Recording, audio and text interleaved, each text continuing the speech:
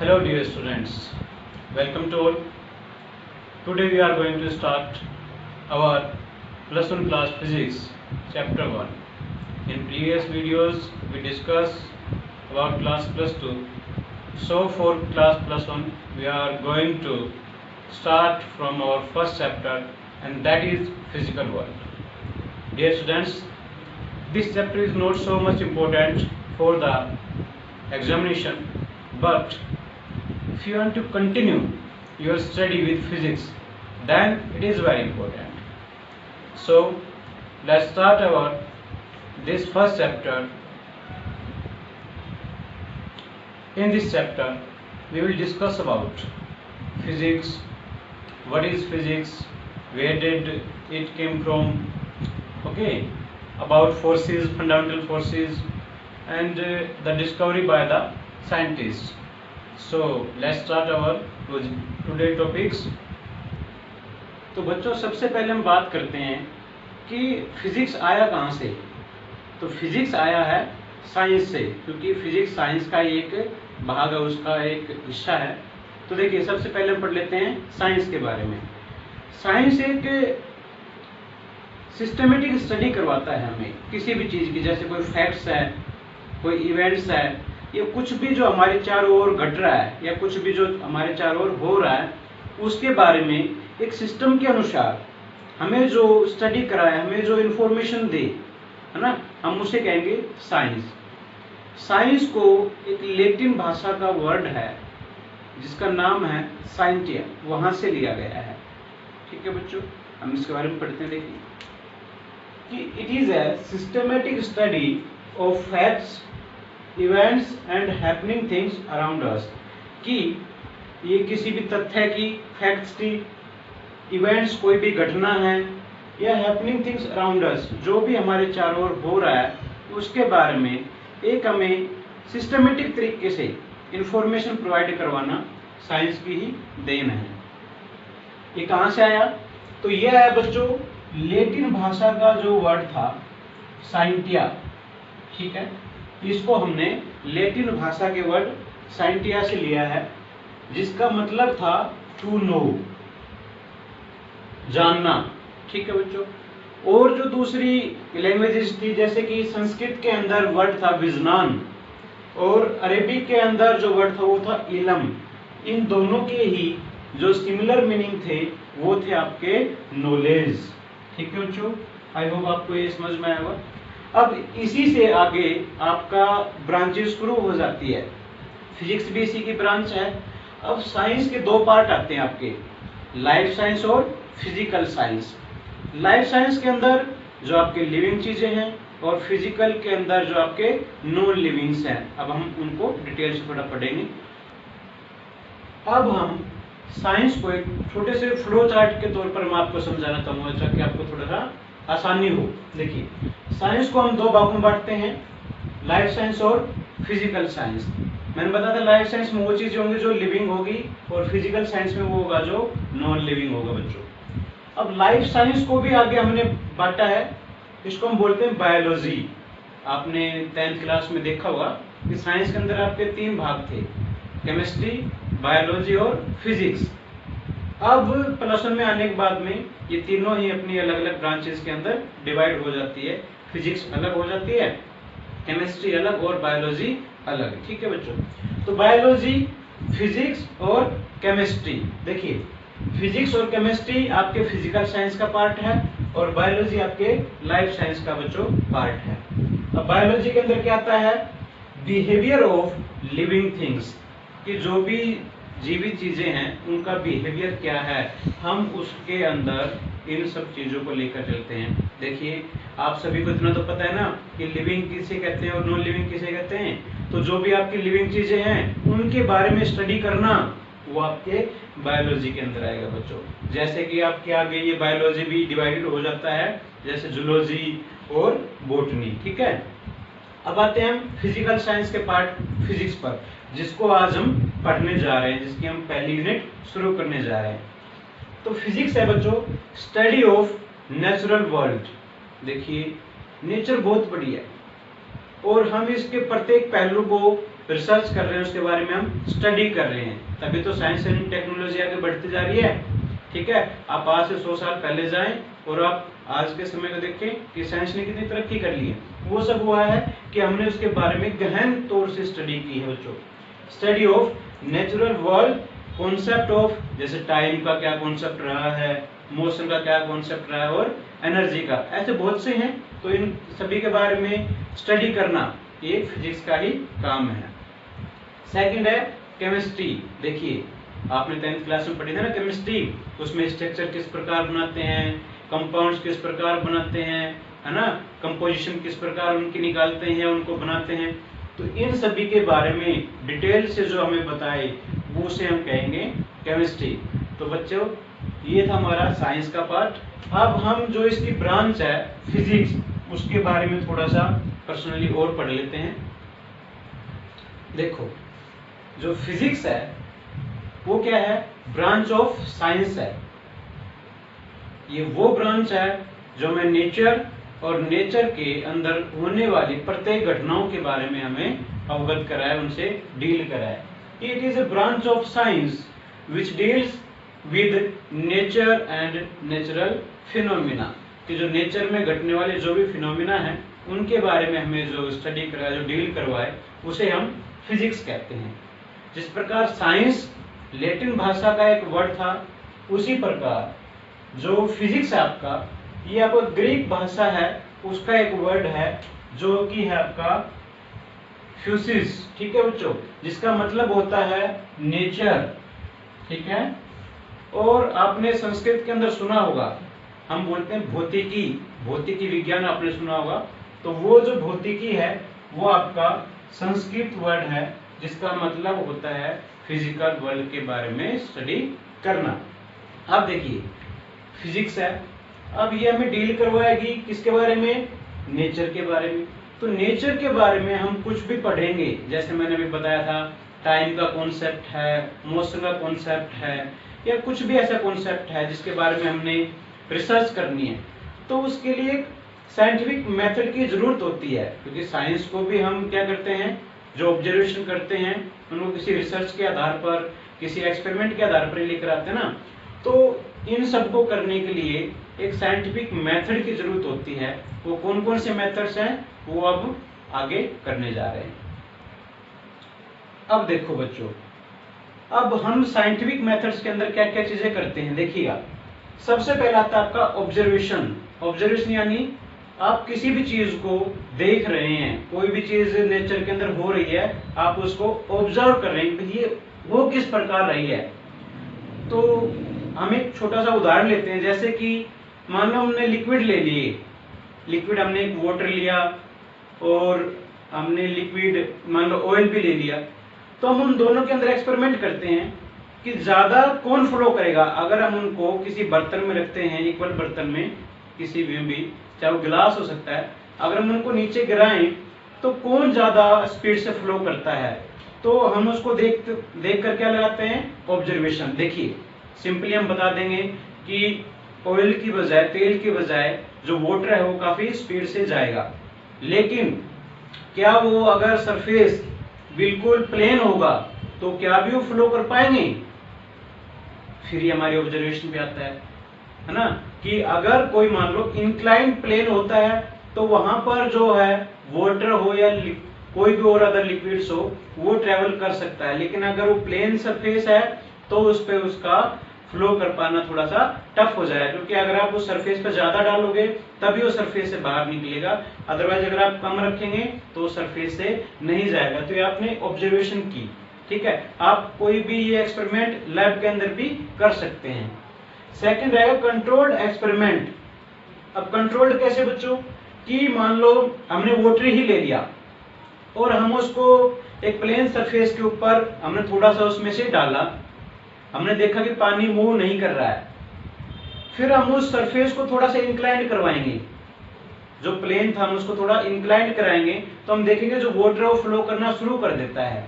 ठीक है, तो ये हमारा कंट्रोल्ड एक्सपेरिमेंट रहेगा कि हम जब उसको इंक्लाइंड प्लेन पर लेके आते हैं तभी वो वाटर फ्लो करता है, अदरवाइज वो नहीं करता है। ठीक है, फिर आता है हमारा क्वालिटेटिव एंड क्वांटिटेटिव रीजनिंग। देखिए बच्चों, ये क्वालिटेटिव क्या होता है? देखिए क्वालिटी उसकी हम बता रहे हैं कि हम उसको इंक्लाइंड करेंगे तो ही पानी क्या होगा, नीचे जाएगा। ये हमने उसकी क्वालिटी को चेक किया। क्वांटिटेटिव कि हम उसको कितना इंक्लाइंड करें, हम उसको कितना इंक्लाइंड करें कि उसकी स्पीड बढ़ जाए। देखिए कम करेंगे तो स्पीड कम रहेगी, अगर हम ज्यादा कर देंगे तो स्पीड उसकी ज्यादा हो जाएगी। तो ये उसकी यहाँ पर हम क्वालिटेटिव और क्वांटिटेटिव रीजनिंग के अंदर उसको लेके आएंगे। उसके आगे है मैथमेटिकल मॉडल, यानी इसमें हमारा होता है हम कोई फार्मूला बनाते हैं। फॉर्मूला जैसे हमारा फोर्स का फार्मूला है कि F is equal to mass into में एक्सेलरेशन। ठीक है बच्चों, और सपोज कीजिए किसी का मास है यहाँ पे 4 kg और उसके ऊपर फोर्स लग रहा है 2 न्यूटन का। ठीक है, तो हम यहाँ से एक्सेलरेशन कैसे फाइंड आउट करेंगे? एक्सेलरेशन फाइंड आउट कर सकते हैं ना, m को इसकी डिवाइड में ले जाएंगे। ठीक है, तो ये हमारा निकल जाएगा 2 मीटर पर सेकंड स्क्वायर। ठीक है, ऐसा यूनिट के अंदर 2 मीटर पर सेकंड स्क्वायर। तो अगर हमें फॉर्मूला मिल जाता है तो हम इस मैथमेटिकल मॉडल के अंदर उसको पुट करके उसको सोल्व कर सकते हैं। ठीक है, फिर आएगा आपका प्रिडिक्शन। देखिए हम किसी भी चीज को ऑब्जर्व कर रहे हैं तो हम बता सकते हैं, हम उसको प्रिडिक्ट कर सकते हैं। ये भी हमने क्या किया है, प्रिडिक्ट किया है, क्योंकि हमारे पास पहले क्या था, फॉर्मूला था। ठीक है, इसलिए हम इसको प्रिडिक्ट कर पाए हैं बच्चों। फिर आता है वेरिफिकेशन। वेरिफिकेशन में हम देखते हैं कि क्या हमने जो भी चीजें की हैं क्या ये ठीक हैं। अगर वो ठीक है तो हम उसको कहेंगे कि हाँ हमारी ये एक्सपेरिमेंट कामयाब रही। अगर बाई चांस वो गलत आती है, ठीक है, अगर वो गलत आती है तो हम उस चीज को दोबारा से फर्स्ट स्टेप से करना शुरू कर देते हैं। ठीक है, तो ये सारे हमारे रहेंगे साइंटिफिक मेथड। ठीक है बच्चों, अब हम पढ़ेंगे कि फिजिक्स के अंदर हम जो हमारे जितने भी लॉज हैं उनको हम किस प्रकार पढ़ते हैं। तो फिजिक्स के अंदर कुछ जो दो इंपॉर्टेंट प्रिंसिपल्स हैं, यानी जिसके ऊपर सारी फिजिक्स डिपेंड करती है, उसके बारे में थोड़ी सी पढ़ते हैं। देखिए 2 इंपॉर्टेंट प्रिंसिपल ऑफ फिजिक्स, इनके बिना फिजिक्स के अंदर हम काम कर नहीं सकते हैं। देखिएगा, पहला आता है यूनिफिकेशन। देखिए आप नाम से ही समझे, यूनी मीन से किसी भी चीज को एक करना, यानी आपने देखा हो यूनिटी, यानी बहुत सारी चीजों को मिलाकर एक बनाना आपका यूनिफिकेशन के अंदर रहेगा। देखिए साइंस की भाषा में क्या समझाएं कि हमारे बहुत सारे लॉज होते हैं, ठीक है, बहुत सारे रूल्स होते हैं, उनको कुछ जितने भी कॉन्सेप्ट्स हैं उनको कुछ लॉज के माध्यम से समझना, कुछ रूल्स के माध्यम से समझना, वो आपका यूनिफिकेशन कहलाता है। फॉर एग्जाम्पल अगर हम बात करें ग्रेविटेशन की, ठीक है, तो आपने देखा होगा ग्रेविटेशन किसके बीच में लगता है बच्चों, दो किसी भी ऑब्जेक्ट के बीच में। ये क्या है, अट्रैक्टिव फोर्स है इसके बीच में। ठीक है, जो आपका ग्रेविटेशनल फोर्स होता है, आपने 9th क्लास के अंदर भी पढ़ा था। ठीक है, तो ये जो फोर्स है ये आपका लगता है ग्रेविटेशनल फोर्स। तो अब इसके अंदर देखिए सिर्फ 2 ऑब्जेक्ट का नहीं, हम बात करें कि मून किस प्रकार रोटेट हो रहे हैं, ठीक है, कोई प्लैनेट्स किस प्रकार रोटेट हो रहे हैं, वीनस किस प्रकार है, सैटर्न किस प्रकार है, ठीक है ना, ये जितने भी रोटेशन चल रहे हैं, है ना, दिन रात कैसे बन रहे हैं, और बहुत सारी चीजें हैं। ठीक है, तो इन सभी को हम कुछ नियम के आधार पर समझते हैं। वो नियम जो कहलाएंगे हमारे, वो कहलाएंगे कि वो यूनिफिकेशन के अंदर आएंगे। ठीक है, तो मून है, स्टार्स है, ठीक है, कोई भी अदर ऑब्जेक्ट्स है, तो इनका जो रोटेशंस हैं आपने 9th क्लास में पढ़ा था, लॉज ऑफ न्यूटन्स या फिर न्यूटन्स लॉ ऑफ मोशन हम बोले, तो वो सभी क्या है, उनमें बहुत सारी चीजें आ जाती हैं। तो वो रहेगा आपका यूनिफिकेशन, यानी बहुत सारे कॉन्सेप्ट को कुछ नियमों के अंतर्गत समझना, कुछ नियमों से ही उनको समझना, वो कहलाएगा आपका यूनिफिकेशन। अब ये है आपका सेकंड पार्ट, रिडक्शनिज्म। ठीक है, इसमें क्या है, आपने 10th क्लास में पढ़ा था रिडक्शन इक्वेशन, यानी रिडक्शन करना, किसी भी चीज को रिड्यूस करके उसको आगे उसके बारे में स्टेप बाय स्टेप स्टडी करना। ठीक है, इसके अंदर जो था कि बहुत सारी चीजों को कुछ कॉन्सेप्ट्स के द्वारा समझना, कुछ लॉज के द्वारा समझना, और इसके अंदर यानी कोई मैक्रोस्कोपिक यानी जो विशाल मात्रा में कोई चीज है, हम उसको छोटे छोटे टुकड़ों में करके उसको समझते हैं, वो हमारा रहेगा आपका रिडक्शनिज्म। देखिए फॉर एग्जांपल अगर हम बात करें थर्मोडायनेमिक्स, ठीक है, जिसके अंदर हमारा हीट है, टेम्परेचर है, एंट्रोपी है, इंटरनल एनर्जी है, तो ये सारी चीजें हैं। जब हमने इसको टुकड़ों में बांट दिया, थर्मोडायनेमिक्स को हमने टुकड़ों में बांट कर जब स्टडी की है, तो वो चीजें हमारी कहलाएंगी आपकी रिडक्शनिज्म। आगे हम बात करते हैं बच्चों कि हम जो फिजिक्स पढ़ रहे हैं तो इसके आगे स्कोप क्या क्या है, what are the scope of physics. बच्चों स्कोप ऑफ फिजिक्स तो हर जगह है। देखिए हमारे दैनिक जीवन में जो हम देखते हैं कि सभी चीजों में फिजिक्स की रिक्वायरमेंट होती है, ठीक है, क्योंकि नेचर के अंदर जो भी चीजें हो रही होती हैं उनमें क्या होती है, फिजिक्स की रिक्वायरमेंट है, क्योंकि फिजिक्स क्या है, हमें डेली करा रहा है नेचर के बारे में, ठीक है, तो ये काफी वाइड रेंज के अंदर है, ठीक है ना। तो हम बात करते हैं आगे कि फिजिक्स की ब्रांचेस कौन कौन सी है। तो बच्चों फिजिक्स को हम दो ब्रांच के अंदर हम डिवाइड करते चलते हैं, एक हमारा क्लासिकल फिजिक्स और दूसरा है हमारा क्वांटम फिजिक्स, ठीक है। जो क्लासिकल फिजिक्स है ये हमें डील कराता है मैक्रोस्कोपिक लेवल पे। देखिए मैक्रो और माइक्रो दो ऐसे वर्ड हैं, इनके अंदर आपको डिफरेंस पता होना चाहिए।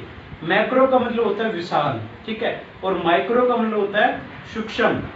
तो ये तो जो मैक्रोस्कोपिक लेवल है, जैसे कि आपके प्लैनेट्स हो गए, ठीक है, पहाड़ हो गए आपके, ठीक है, जो बड़ी चीजें हैं, सन है, मून है, उनके बारे में जो स्टडी कराते हैं वो मैक्रोस्कोपिक लेवल, क्योंकि हमारे क्लासिकल फिजिक्स है। पहले के समय हमारे पास में इतने इंस्ट्रूमेंट नहीं थे कि हम उनको सूक्ष्म तौर के ऊपर हम उनकी स्टडी कर सके, इसलिए पहले जो भी स्टडी हुई है वो मैक्रोस्कोपिक लेवल के ऊपर स्टडी हुई है, ठीक है। अब जो सेकंड पार्ट आपका क्वांटम फिजिक्स, इसके अंदर हमारी जो स्टडी होती है वो माइक्रोस्कोपिक लेवल पर होती है, ठीक है। जैसे अब हमने रिसर्च करनी हो, मान लो किसी भी बायोलॉजिकल प्रोसेस की, चाहे वो हमारे हेयर की करनी हो, तो वो सारा किस में आएगा, माइक्रोस्कोपिक के अंदर, यानी जिन चीजों को हम अपनी आंखों से भी नहीं देख पाए, जिन्हें देखने के लिए माइक्रोस्कोप की जरूरत पड़ती है, वहां पे भी देखो माइक्रोस्कोप, ठीक है, यानी छोटी चीजों को देखने के लिए जो इंस्ट्रूमेंट यूज हो रहा है हमने उसका नाम दे दिया माइक्रोस्कोप। तो उसमें जो डील होती है वो आपका हिस्सा रहेगा क्वांटम, और जो मैक्रो के अंदर आएगा वो रहेगा आपका क्लासिकल फिजिक्स।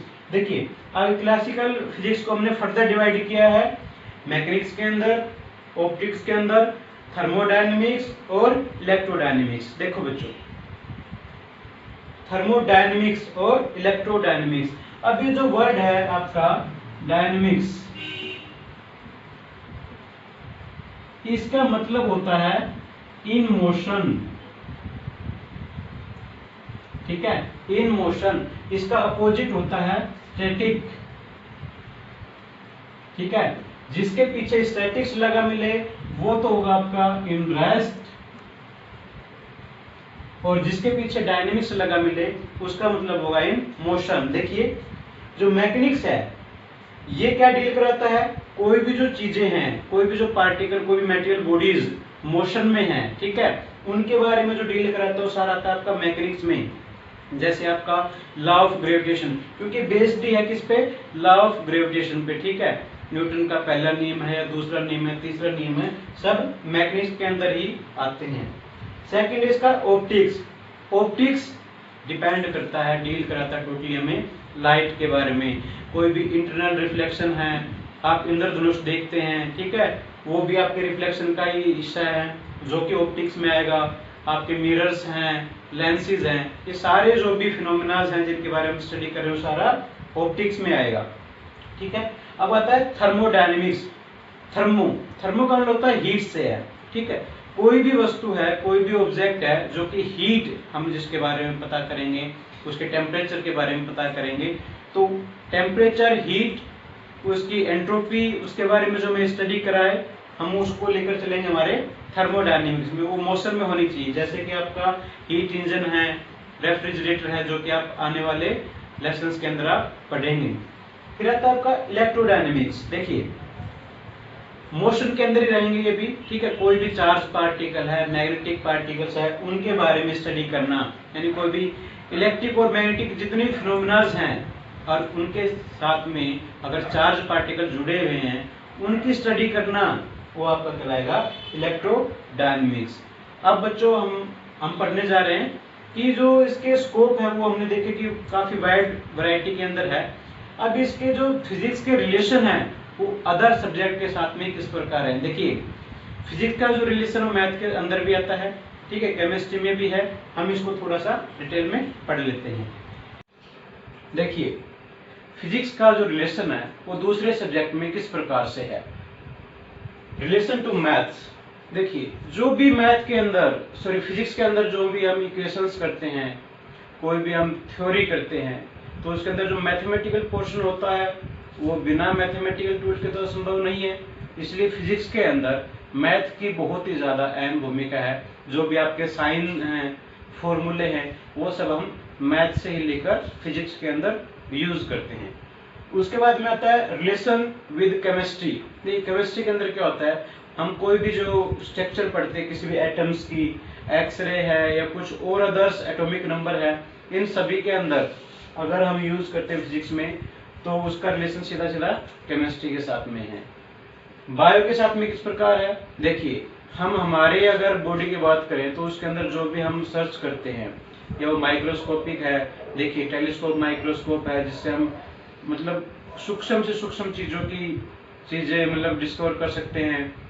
इलेक्ट्रॉन माइक्रोस्कोप है, हमारी जो बॉडी सेल स्ट्रक्चर है उसके बारे में अगर हम बात करें तो वो भी हम बायोलॉजी से करते हैं जो कि फिजिक्स की ही देन है। रिलेशन टू सिस्मोलॉजी, देखिए ये क्या होता है, जो भी हमारे अर्थ क्रस्ट की जो मूवमेंट है, ठीक है, जो हमें बता देती है, जैसे आपने देखा होगा कि अर्थक्वेक्स वगैरह आते हैं तो उसका जो प्रिडिक्शंस हैं, देखिए हम उसको कंप्लीटली प्रिडिक्ट नहीं कर सकते लेकिन थोड़ी हद तक हम उसको प्रिडिक्ट कर सकते हैं, तो वो फिजिक्स के माध्यम से ही पॉसिबल है। सिस्मोलॉजी होता है prediction about earthquake on the basis of earth crust movements, ठीक है। रिलेशन टू मेट्रोलॉजी, देखिए मेट्रोलॉजी आपने देखा होगा कि हम न्यूज में सुनते हैं कि भाई उस तारीख को, उस डेट को बारिश आने की संभावना है, उस डेट को तूफान आने की संभावना है, यानी जो भी वेदर फोरकास्टिंग से रिलेटेड जो भी चीजें होती हैं वो आपके मेट्रोलॉजी के अंदर आती है। ये सारा फिजिक्स की देन है बच्चों, ठीक है। रिलेशन टू सोसाइटी, अब समाज के अंदर देखिए और फिजिक्स के क्या क्या अहम रूल हैं। देखिए हम टेलीफोन यूज करते हैं, पहले टेलीग्राफ हुआ करते थे, ठीक है, टेलीविजन है, रेडियो है, यानी इंटरनेट के माध्यम से आप दूर बैठे बैठे मतलब किसी भी वर्ल्ड के अंदर कोई भी किसी जगह पर कोई भी घटना घट रही है तो आप उसकी जानकारी ले सकते हैं। ये सभी पॉसिबल हुआ है फिजिक्स की वजह से, क्योंकि जो सैटेलाइट्स है वो हमें सारा लाइव कवरेज हमें देती रहती है, तो ये सारा पॉसिबल हुआ फिजिक्स की देन, ठीक है। तो फिजिक्स का रोल काफी वाइड है बच्चों, ठीक है। फिजिक्स अपने आप में एक साइंस है, ठीक है ना, क्योंकि जो भी नेचर के अंदर चीजें होती हैं, घटनाएं होती हैं, उन सभी की जानकारी हम फिजिक्स से ही लेते हैं। अब हम कुछ आपको ऐसे साइंटिस्ट के नाम बताएंगे जो कि काफी इंपॉर्टेंट है और वो किस देश से बिलोंग करते थे और उन्होंने क्या डिस्कवरी की है, क्योंकि बहुत ही ज्यादा इंपॉर्टेंट है बच्चों, जो आगे आपके फिजिक्स के अंदर ज्यादा इंपॉर्टेंट है। मैं सिर्फ उन्हीं कुछ के बारे में बात करूंगा, बाकी आप बुक से पढ़ सकते हैं। ये है बच्चों कुछ इंपॉर्टेंट साइंटिस्ट नेम जो आपको आगे आने वाले टॉपिक्स के अंदर पूरी फिजिक्स के अंदर आपको देखने को मिलेंगे। मैंने टोटल 25 जो इंपॉर्टेंट साइंटिस्ट है उनकी एक सूची बनाई है जो आपके लिए आगे जीवन में भी काफी इंपॉर्टेंट रहेगी। देखिएगा ये हमारा कॉलम है नेम ऑफ साइंटिस्ट का, ये वो किस कंट्री को बिलोंग करते हैं और उन्होंने क्या डिस्कवरी की है। तो देखिए सबसे पहले आता है हमारा आर्किमिडीज, ठीक है, आपने सुना होगा 9th क्लास में पढ़ा होगा कि आर्किमिडीज प्रिंसिपल, ठीक है। तो ये आर्किमिडीज जो थे वो थे आपके ग्रीस के, ठीक है, और इन्होंने खोज की थी प्रिंसिपल ऑफ बुयोंसी कि कोई भी चीज पानी में जाती है तो वो पानी भी उसके ऊपर एक अपवर्ड फोर्स लगाता है, ठीक है, वो था आपका principle of buoyancy, upward force. Ampere आपने 10th क्लास में पढ़ा होगा बच्चों, करंट की जो ऐसा यूनिट होती है वो होती है एम्पियर, ठीक है। तो साइंटिस्ट के नाम पे थी आंद्रे मैरी एम्पियर, ठीक है, वो आपके फ्रांस के थे और उन्होंने जो डिस्कवरी की थी वो की थी magnetism is due to current. देखिए जब भी किसी कंडक्टर के अंदर से करंट पास होता है तो उस कंडक्टर के अराउंड मैग्नेटिक फील्ड क्रिएट हो जाती है, ये बताया था एम्पियर ने, ठीक है, आंद्रे मैरी एम्पियर। फिर है जेसी बोस, ये हमारे इंडिया के थे, ठीक है। इन्होंने खोज की थी अल्ट्राशॉर्ट रेडियो वेव्स, ठीक है। जो भी हमारे रेडियो वेव्स है उनकी खोज करने वाले हमारे इंडिया के थे जेसी बोस। उसके बाद है एसएन बोस, सुरेंद्रनाथ बोस, ये भी हमारे इंडिया के थे। इन्होंने खोज की थी बोस आइंस्टीन स्टैटिक्स, ठीक है। उसके बाद नील्स बोर, ये डेनमार्क के थे बच्चों। इन्होंने खोज की थी quantum model of hydrogen atom, ठीक है। हाइड्रोजन के बारे में उन्होंने विस्तार से बताया था, आपने 9th क्लास में भी पढ़ा होगा हाइड्रोजन मॉडल के बारे में। फिर आता आपका जेम्स चैडविक, ये थे बच्चों इंग्लैंड के। इन्होंने खोज की थी न्यूट्रॉन की, ठीक है, जो न्यूक्लियस के अंदर पाए जाते हैं, ठीक है, न्यूट्रॉन और प्रोटॉन, उसमें न्यूट्रॉन की इन्होंने खोज की थी। गैलीलियो गैलीली, ये थे आपके इटली के, ठीक है बच्चों। इन्होंने खोज की थी लॉ ऑफ इनर्शिया, ठीक है। हमारा जो न्यूटन का पहला नियम है, फर्स्ट लॉ ऑफ मोशन, वो भी हमारा लॉ ऑफ इनर्शिया कहलाता है। अल्बर्ट आइंस्टीन, ये जर्मनी के थे बच्चों, ठीक है। इन्होंने, आप जो पढ़ते होंगे E=mc², एनर्जी मास इक्विवेलेंस, ठीक है, उसकी खोज करने वाले आपके अल्बर्ट आइंस्टीन ही थे, ये जर्मनी से थे। थ्योरी ऑफ रिलेटिविटी भी देने वाले आइंस्टीन ही थे। और जो आपका फोटो इलेक्ट्रिक इफेक्ट है, जो आप देखते हैं, जो कैमरामैन होते हैं जो फोटो खींचते हैं, उसके अंदर सबसे ज्यादा इनका महत्वपूर्ण योगदान रहा है आइंस्टीन जी का। फिर आता है W.K. रोएंटगन, ठीक है, विलियम कॉनराड रोएंटगन, ये आपके जर्मनी के थे बच्चों। और इन्होंने खोज की थी एक्सरे की। देखिए एक्सरे बहुत ही ज्यादा मतलब उन्नति लेके आया है, ठीक है। आज हम देख पाते हैं अगर किसी की शरीर की कोई भी हड्डी, अगर मान लो कोई ब्रेकेज हो जाए, उसमें कुछ खराबी आ जाए, तो हम एक्सरे करवा लेते हैं, जिससे हमें पता चल जाता है कि हमारे शरीर के किस भाग में, किस चीज में क्या तकलीफ है। ये एक्सरे के माध्यम से हम पता कर सकते हैं। इसकी खोज की थी W.K. रोएंटगन, ठीक है। जे थॉमसन, ठीक है, ये थे आपके इंग्लैंड के, और इन्होंने खोज की थी इलेक्ट्रॉन की बच्चों, ठीक है। अब ये आपके 10 हो गए हैं, आप इन्हें देख लें, आप इन्हें नोट कर लें, इंपॉर्टेंट है। 15 में आपको और करा रहा हूं, देखो अर्नेस्ट रदरफोर्ड ने, इंग्लैंड का था ये, इसने खोज की थी न्यूक्लियर मॉडल ऑफ एटम की, ठीक है। ओरेस्ट्रिड, ये था आपका फ्रांस का, इसका जिक्र आप 10th क्लास में बच्चों पढ़ चुके हैं। इसने बताया था magnetic effect of electric current के बारे में, कि जब भी करंट किसी कंडक्टर के अंदर से पास होता है तो उसके अराउंड मैग्नेटिक इफेक्ट जनरेट हो जाता है। CV रमन, चंद्रशेखर वेंकट रमन, ये हमारे इंडिया के थे।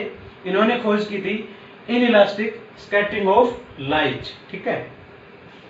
वोल्टा, अलेक्जेंडर वोल्टा, ये थे आपके इटली के। इन्होंने सबसे पहले बैटरी को डिस्कवर किया था, ठीक है। डिस्कवर्ड फर्स्ट बैटरी, जो पहली बैटरी थी उसकी खोज करने वाले आपके अलेक्जेंडर वोल्टा थे, ठीक है। फिर आता है कूलम्ब्स, +2 क्लास में पहली यूनिट से ही कूलम्ब्स स्टार्ट हो जाते हैं, ठीक है। चार्ज की ऐसा यूनिट देने वाले भी कूलम्ब्स ही थे। ये फ्रांस के थे, इन्होंने दिया था कूलम्ब्स लॉ, ठीक है। फोर्स बिटवीन 2 चार्ज पार्टिकल के बारे में इन्होंने काफी डिटेल से बताया था।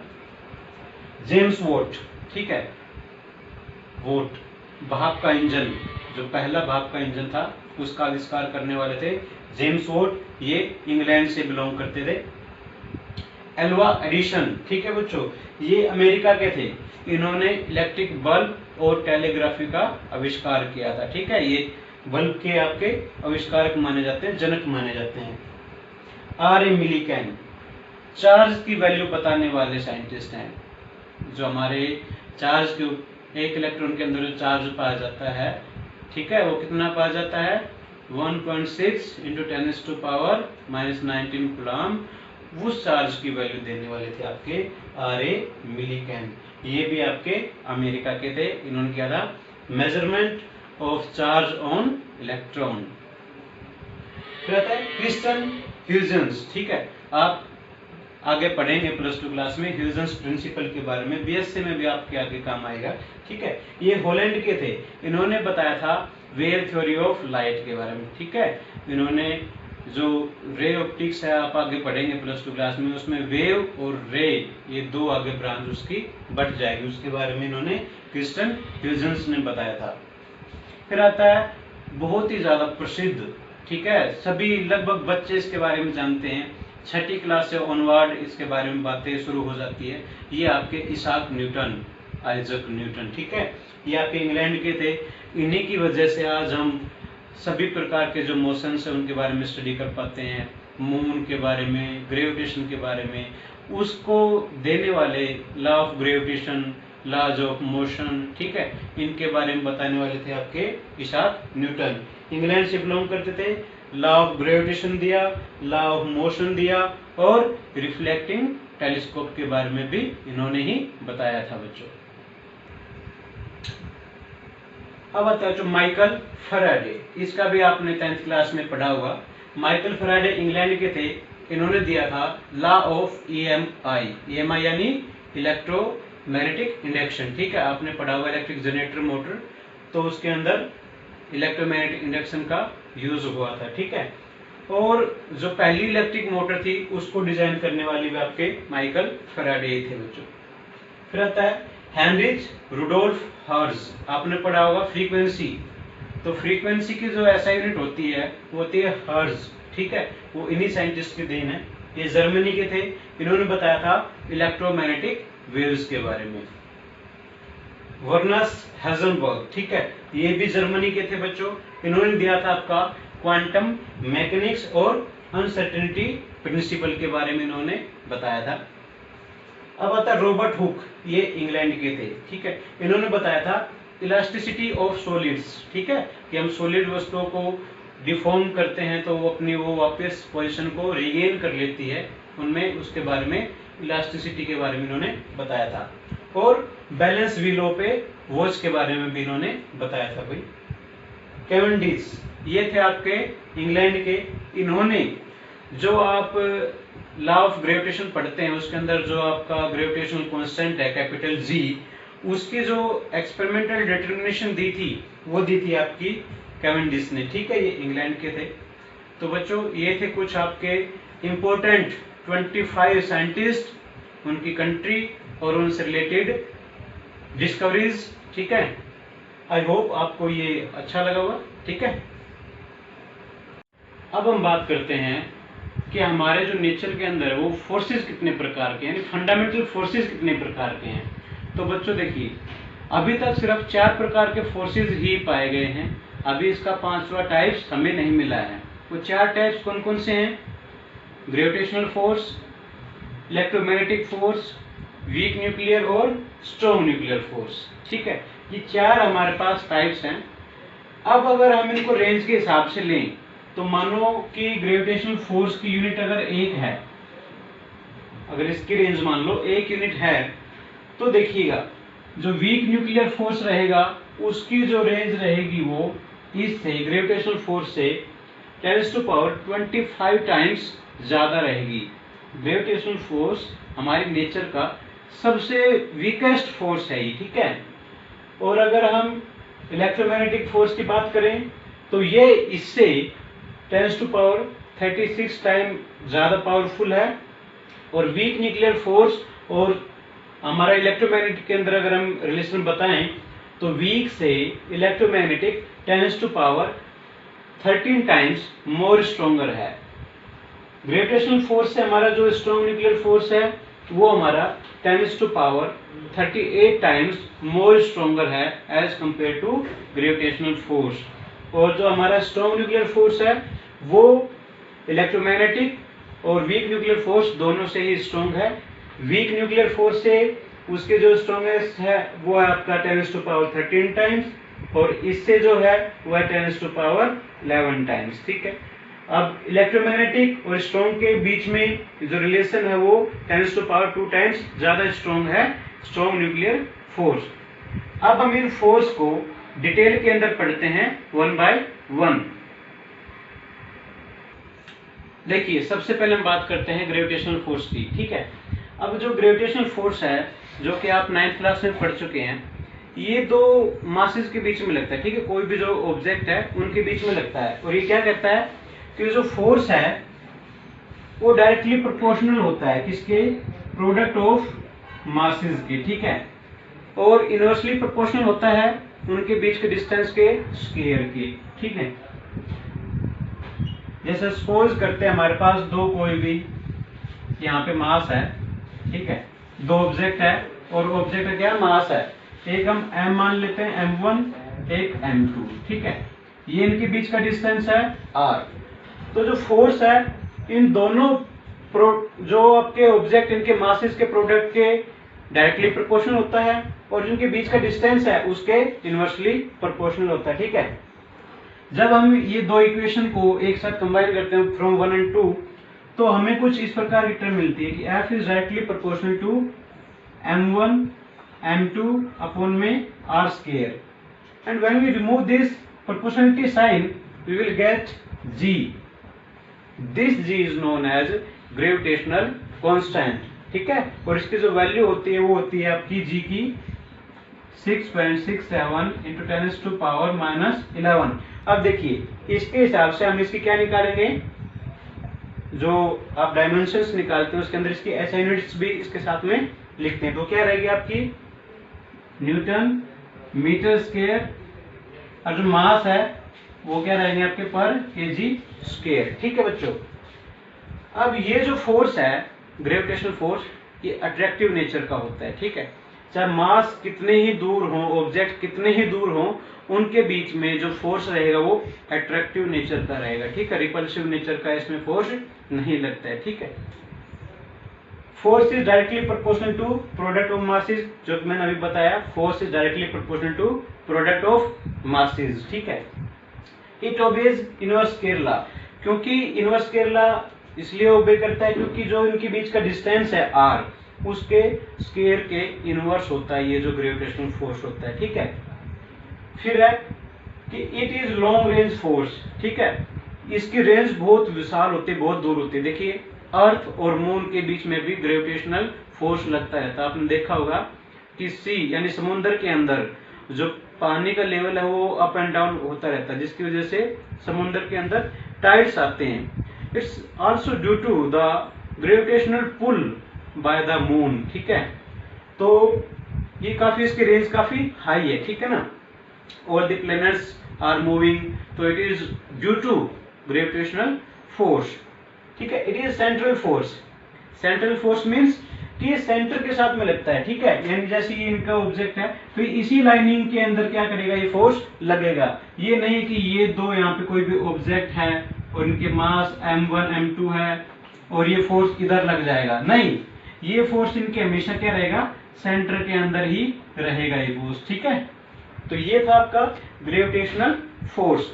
ये जो फोर्स है काफी वीक नेचर का है, ठीक है, this force is very weak in nature.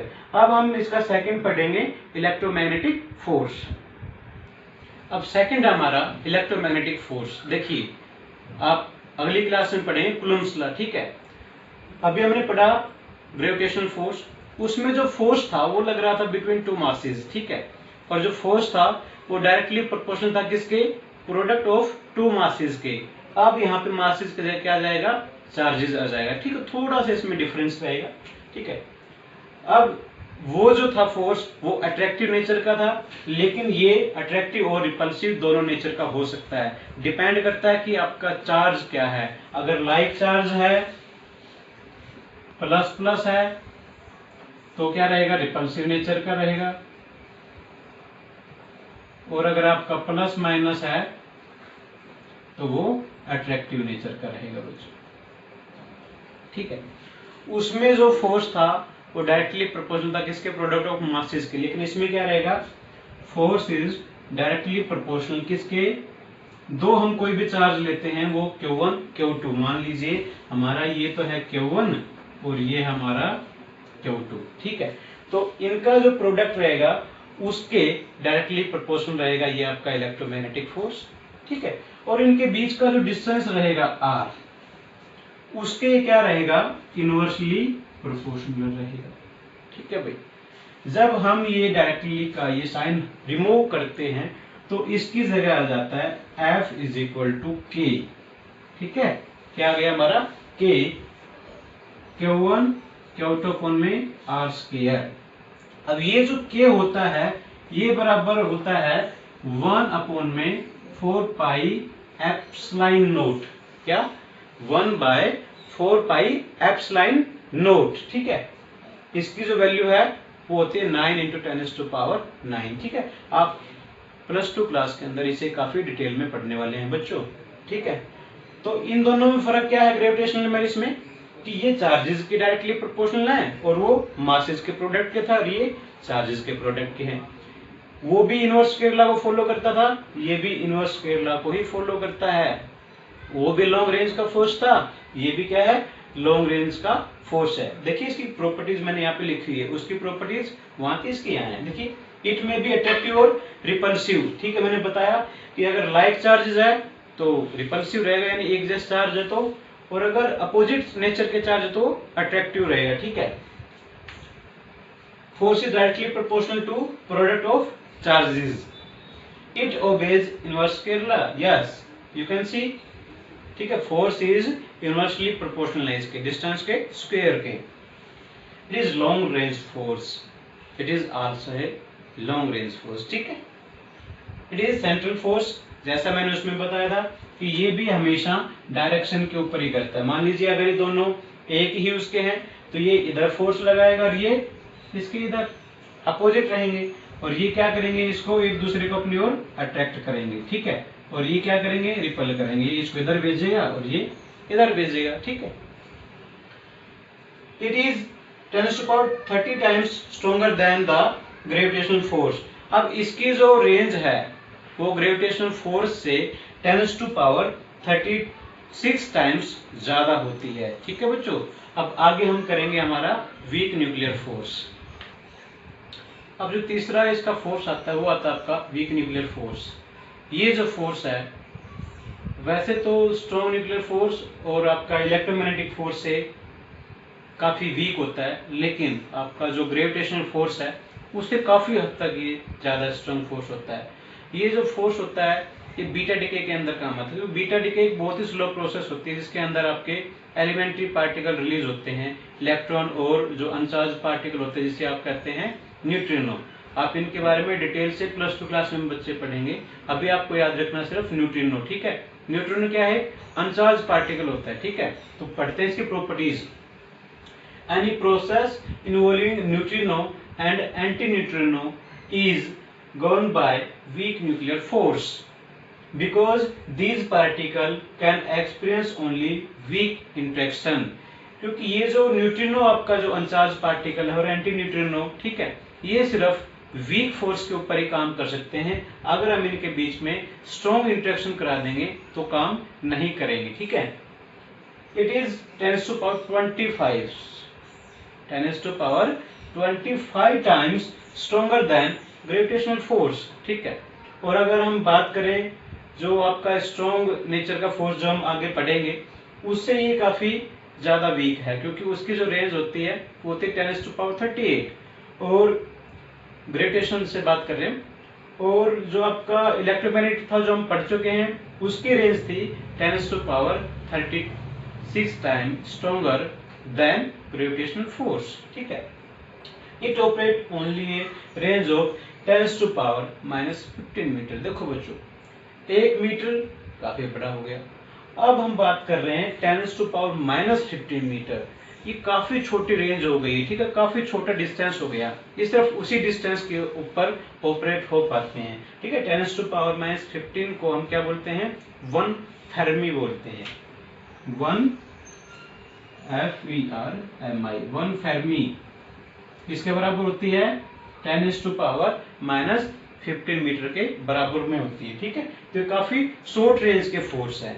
अब इसका जो फोर्थ और लास्ट पार्ट आएगा वो आएगा आपका स्ट्रॉन्ग न्यूक्लियर फोर्स। अब जो हमारा फोर्थ और आखिरी जो पार्ट है वो है हमारा स्ट्रॉन्ग न्यूक्लियर फोर्स, जैसा नाम में है स्ट्रॉन्ग। ठीक है बच्चों, तो कैसे काम करता है, ये काम करता है बिटवीन प्रोटॉन्स एंड न्यूट्रॉन्स। ठीक है, देखिए कोई भी हम एक न्यूक्लियस लेकर चलते हैं। ठीक है, न्यूक्लियस वैसे तो इतना बड़ा नहीं होता, ठीक है, लेकिन मैं समझाने के लिए आपको बता रहा हूं कि इस न्यूक्लियस के अंदर क्या होते हैं, आपके प्रोटॉन्स होते हैं। क्या होते हैं, प्रोटॉन्स, और क्या होते हैं आपके न्यूट्रॉन्स होते हैं। ठीक है, अब प्रोटॉन्स देखिए, अब जैसा हमने इलेक्ट्रोमैग्नेटिक के अंदर पढ़ा था कि दो कोई भी अगर लाइक चार्जेस हैं तो वो एक साथ नहीं रह पाएंगे, उनके बीच में रिपल्सिव फोर्स रहेगा। ठीक है, लेकिन इस न्यूक्लियस के अंदर जो कि एक बहुत ही छोटी रेंज है, यानी 10⁻⁻15 मीटर, यानी 1 फेर्मी के अंदर जो ये काम कर रहे हैं, काफी शॉर्ट रेंज हो गई। इस रेंज के अंदर इलेक्ट्रोमैग्नेटिक फोर्स तो काम नहीं दे रहा। ठीक है, तो ये जो स्ट्रॉन्ग न्यूक्लियर फोर्स है, ये एक अलग फोर्स आया है। ठीक है, क्योंकि एक न्यूक्लियस के अंदर पॉजिटिव चार्ज का आपस में एक साथ रह पाना काफी मुश्किल काम है, क्योंकि ये क्या करेंगे, एक दूसरे को दूर धकेल देंगे, क्योंकि पॉजिटिव क्या करते हैं, एक दूसरे को रिपल करते हैं। ठीक है, अगर हम बात करें कि इनके बीच में कोई ग्रेविटेशनल फोर्स हो सकता है, तो वो भी पॉसिबल नहीं है, क्योंकि ग्रेविटेशनल फोर्स क्या होते हैं, लॉन्ग रेंज के फोर्स हैं, और इनके बीच की जो रेंज है काफी कम है, 10⁻⁻15 मीटर, जो कि काफी कम है, तो इससे उसका एग्जिस्टेंस होना काफी मुश्किल है। तो एक न्यूक्लियस के अंदर प्रोटॉन्स का आपस में बाइंड रहना, ठीक है, न्यूट्रॉन्स के साथ में, तो इस प्रकार के फोर्स के लिए एक नया फोर्स आया, जिसे हमने क्या नाम दिया, स्ट्रॉन्ग न्यूक्लियर फोर्स। ठीक है, अब इसकी प्रॉपर्टीज क्या है, देखिए बच्चों, it is the strongest force, ठीक है, इन नेचर के अंदर सबसे स्ट्रॉन्ग फोर्स है। अगर हम इसको ग्रेविटेशनल फोर्स के साथ में कंपेयर करें तो उससे ये 10⁻38 टाइम्स स्ट्रॉन्गर है। ठीक है, it also short range force, जिस प्रकार आपका weak nuclear force short range force था, ये भी शॉर्ट रेंज फोर्स है। ये ऑपरेट करता है सिर्फ एक छोटे साइज, जो कि मैंने बताया 10⁻⁻15 मीटर पर। ठीक है, it is non central force, ये सेंट्रल फोर्स नहीं है। ठीक है, क्योंकि इसके बीच में तो फोर्स आपस में लग ही नहीं सकता। ठीक है, क्योंकि इलेक्ट्रोमैग्नेटिक फोर्स क्या कहता है कि लाइक चार्ज के बीच में तो रिपल्सन होगा। ठीक है, तो नॉन सेंट्रल फोर्स है ये, और नॉन कंजर्वेटिव भी है, ये कंजर्वेटिव फोर्स नहीं है बच्चों।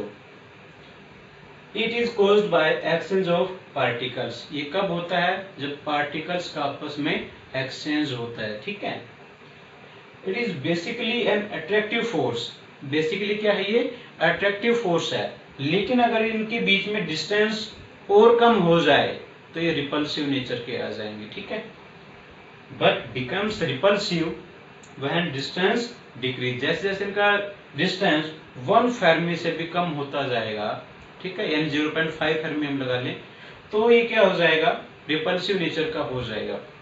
तो बच्चों ये थे हमारे फंडामेंटल के जो बेसिक 4 फोर्स हैं, क्योंकि अभी तक 5वां फोर्स बनाई नहीं है, क्योंकि जितने भी हमारे फिनोमिना हैं इस नेचर के अंदर, हम उनको इन्हीं 4 फोर्स के अंदर यूनिफिकेशन करके उनको अभी तक स्टडी करते आए हैं। ठीक है, अब हम पढ़ने वाले हैं कुछ कंजर्वेशन।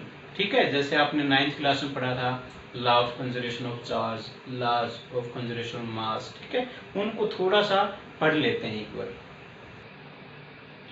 अब हम बात करेंगे लॉ ऑफ कंजर्वेशन। ठीक है, तो लॉ ऑफ कंजर्वेशन क्या है।